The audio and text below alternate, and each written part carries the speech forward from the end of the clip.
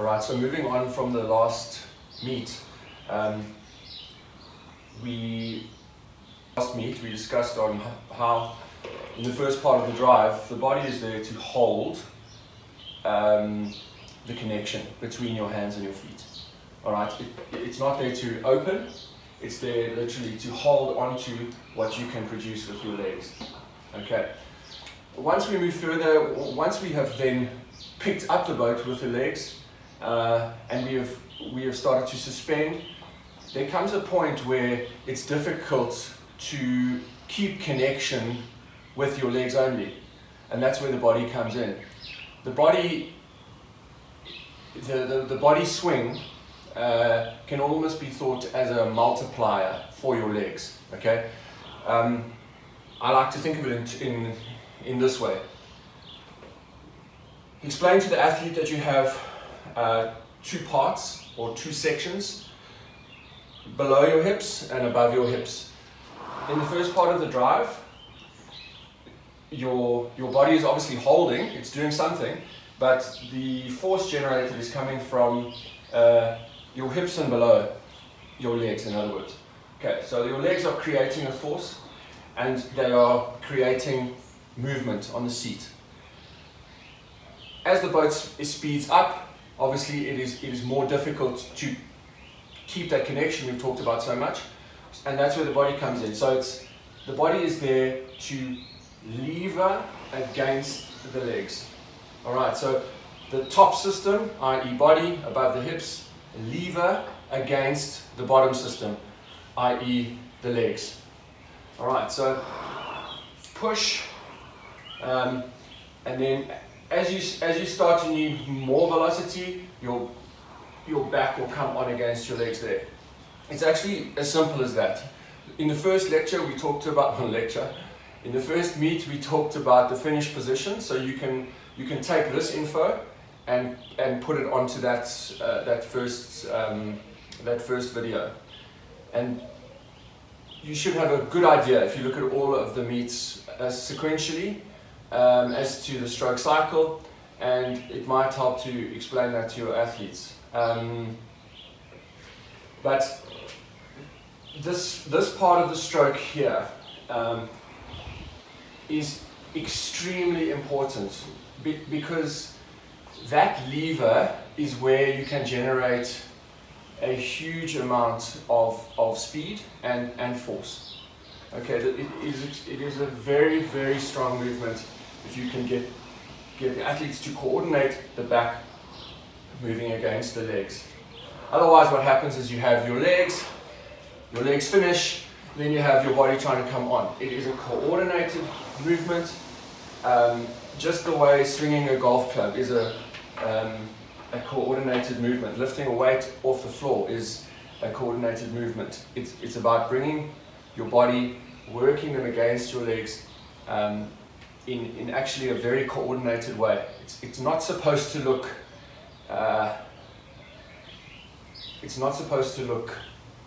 what's the word I'm looking for?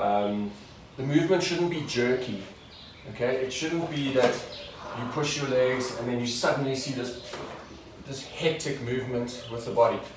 Nor should it be that the body is just slowly, gradually moving on against the legs. You should see in the boat, you should see a dynamic movement where the body is connected against the legs and it's generating force. Okay, and then you can coordinate holding onto that pressure, and you develop a huge amount of speed, which then makes the finish a lot easier. If you don't have that movement sorted out within your stroke, you'll find that when the athlete is trying to get the handle through to the finish, the hands will slow down because it's too heavy.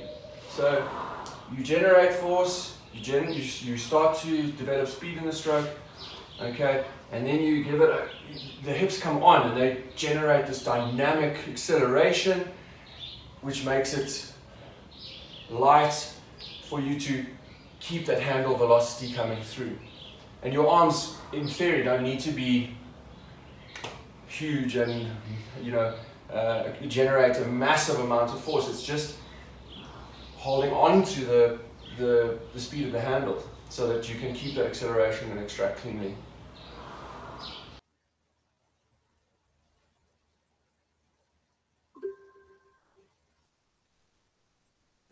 Hi everyone, welcome to the final video, let's say, on the stroke cycle, the basics of the stroke cycle.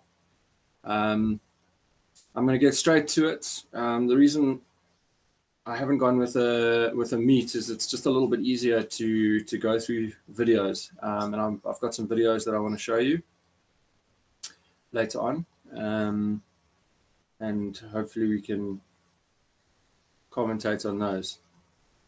I'm going to go through a short slide presentation now, and hopefully you enjoy it.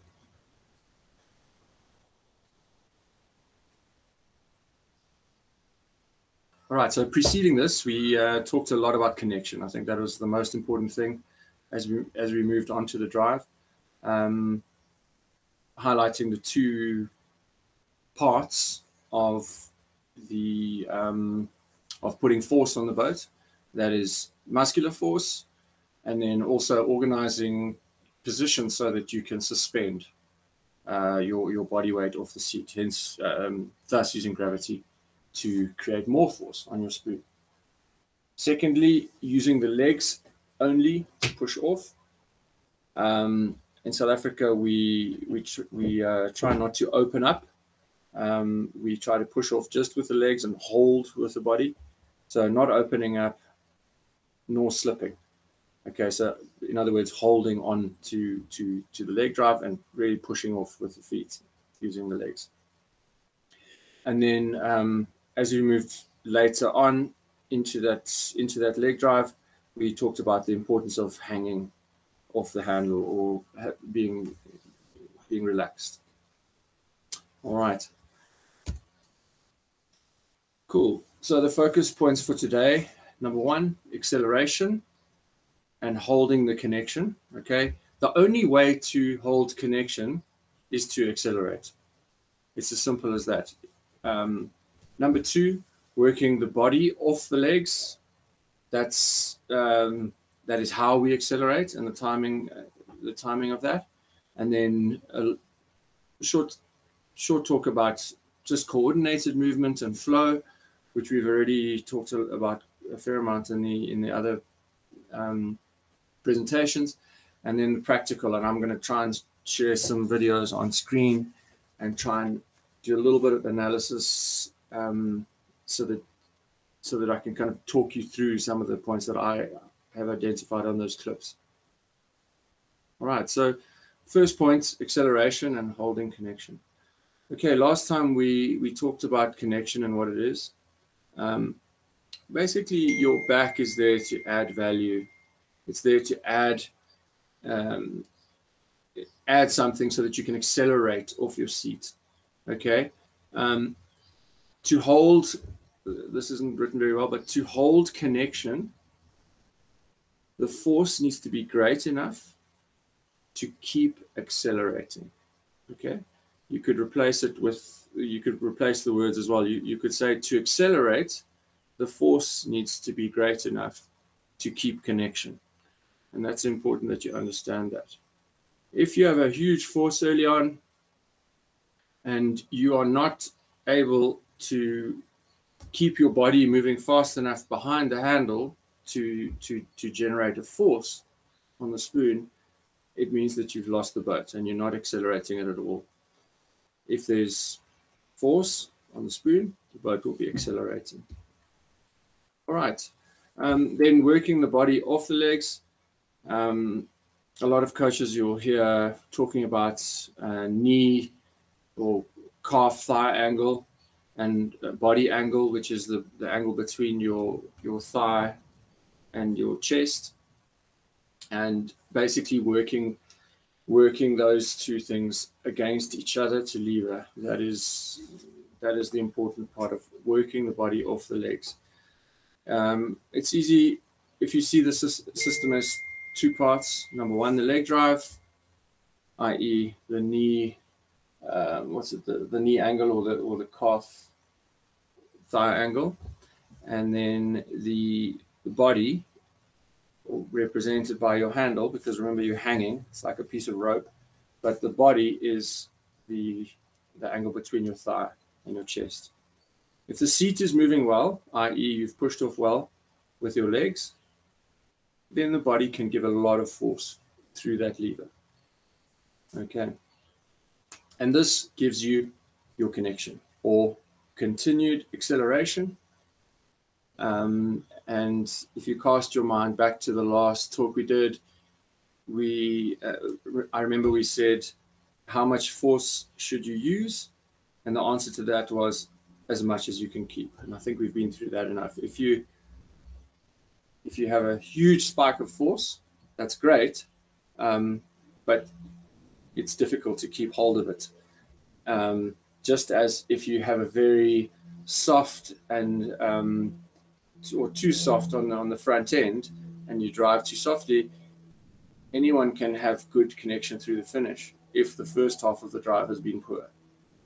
So it's about balancing what you can and getting what you can from your body. All right. Then the last slide, just coordinated movement and flow. We have talked a little bit about this. To accelerate properly, there must be efficiency. And I think the next point here, to row fast, you need to execute 250 to 300 strokes. Okay, it might be a lot less for juniors, but that is your goal as a coach, is to teach athletes to row 200, 250 odd strokes well and execute them well. That is your task. Your task is not one stroke, the perfect stroke. All right. It's not a golf swing. You know, you don't hit the ball once. You don't have one stroke and then it's done. You have to make sure that the efficiency is there, so that you can row 2,000 meters fast. And this point is important. Like, I think a lot of coaches see one stroke in isolation, or alternatively, they focus specific parts of the stroke cycle. So if you're focusing on one stroke, we can become a little bit obsessed with distance per stroke. It's easy to get good distance per stroke at 18 strokes a minute if you're pulling very hard and rowing as long as you can. But does that type of rowing translate into efficient rowing at 35 to 40 strokes a minute? I've certainly made that mistake. You look at the boat's speed, and obviously there'll be great ratio, and nice and quick through the work, and then lots of time on the recovery, and quick through the work, and lots of time on the recovery.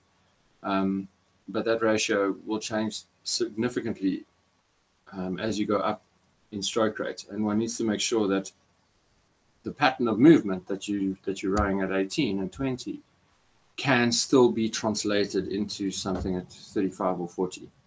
The other thing is force, okay, especially peak force. Sometimes we focus so much on generating such a really high peak force, like a very late, hard, quick lever, to the detriment of the first part of the stroke, for example. Also, some coaches are just focused on really pulling hard and huge amounts of force.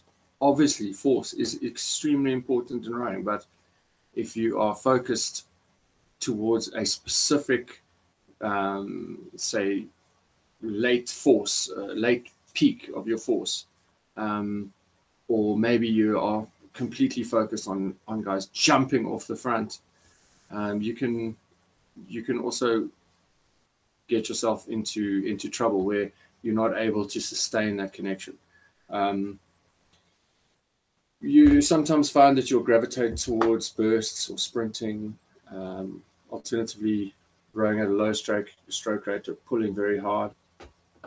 Now, obviously all of those things that I've spoken about can be used as exercises. You know, when kids are 14, 15 years old, when they learn how to connect to the water and really push the boat and then glide forward, there's no better feeling. And that I can remember that sticking with me when I was a kid.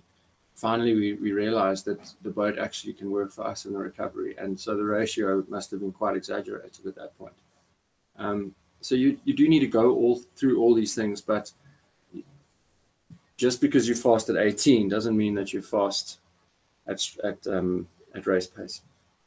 Some coaches will focus heavily on stroke rate, forcing stroke rate, and to the detriment of the rowing. Either you lose pressure or force, or you lose stroke length because the guys are chasing. And then you can also fall into the trap of focusing specifically on one part of the stroke. And I think all coaches have their strengths, and all coaches are confident in certain aspects of the stroke more than others. And I think the important part here is that you should never have an erratic movement or a movement where it's forced.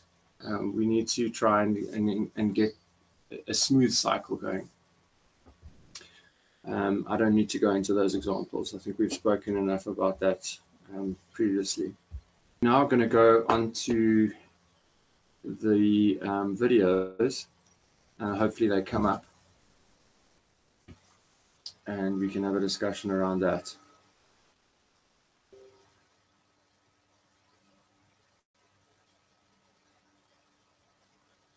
So you can see from this video that there's a lot of good things happening there. The thing that I wanted to show you was perhaps a slightly two-piece stroke. So if you watch the stroke man, it's a late, he's attempting a late lever, but you can see by the time he brings the body on, his arms are already well into it. But it does look a little two-piece. So it looks like they push their legs and then they lever. It is good rowing, yes, but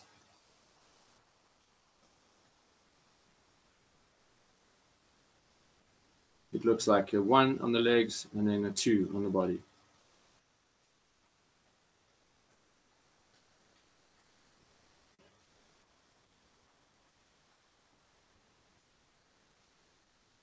Okay, let me go to the next video.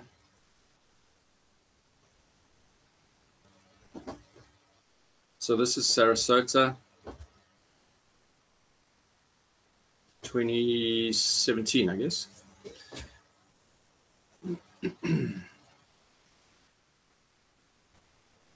Both of these boats have won a world championship. I think both of them might have won at that specific regatta, but I can't remember offhand. What do we notice? There's a woman's double on the catch. You can see the shoulders in front of the hips with not much of the legs to go. So they're hanging off quite well. And then a coordinated movement of the back coming through. And then the arm draw.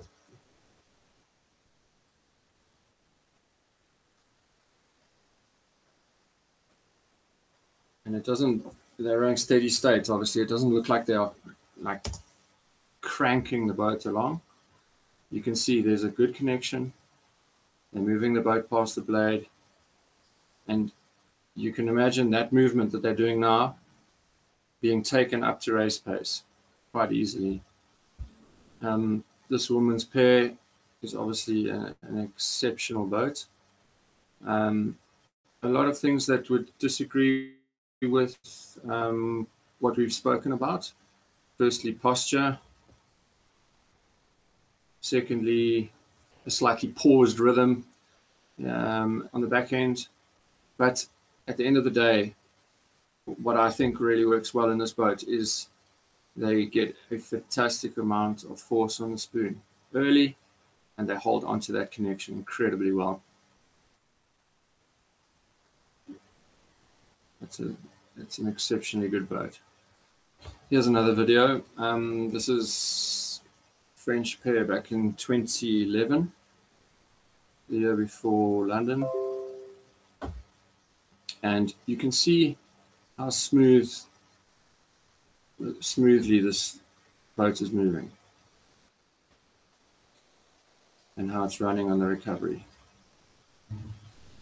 I'd say the thing I like most about this clip is how the strokeman lands the blade. If you want to watch that, pause it. It's approaching full length, and it's in.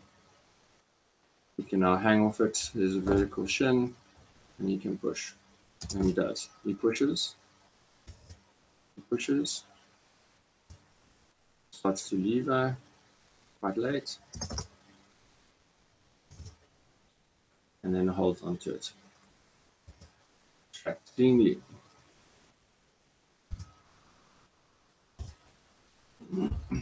Nice rain.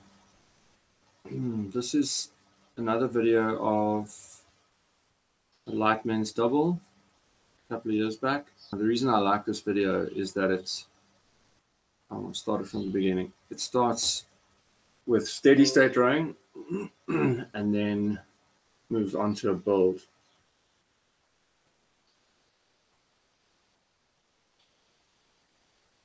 So it's quite, for me, it's quite neat and tidy. However, I think it takes too long for them to get pressure on the spoon at steady state rowing.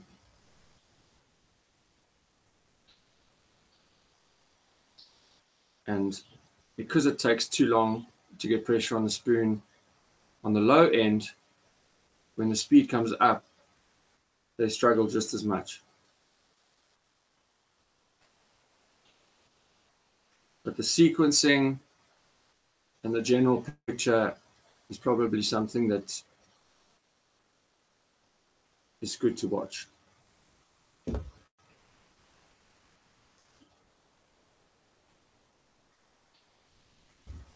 Then this one is a good example of, again, of front end. This is Tabello a couple of years back. But you can see how he's trying to open up